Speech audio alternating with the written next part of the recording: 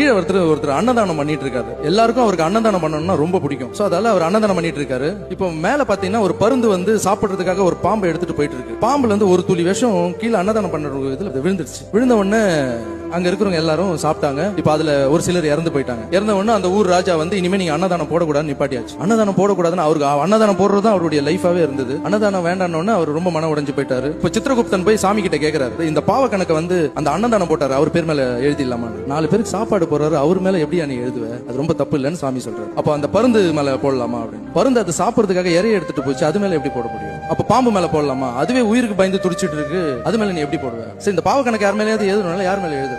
கொஞ்ச நாள் வெயிட் பண்ணு, இந்த கணக்கு அப்படியே வைன்னு சொன்னாராம் சாமி. அதுக்கப்புறம் பாத்தீங்கன்னா கொஞ்சம் நாட்கள் போச்சு. மறுபடியும் அவர் அன்னதானம் போட ஆரம்பிச்சாரு. ராஜாவை போய் பார்த்து பர்மிஷன் கேட்டு அன்னதானம் போட ஆரம்பிச்சாரு. அன்னதானம் போயிட்டு இருக்கு. ஒரு 2 வயசானவங்க ஒரு வாரமா சாப்பிடாம, இப்ப இங்க யாரோ அன்னதானம் போடுறாங்களா, அது எந்த பக்கம் போகணும்னு கேட்டாங்க. அந்த 4 பேர் திண்ணில உட்காந்து பேசிட்டு இருக்காங்க. இப்போ அன்னதானமாமா அந்த ரைட்ல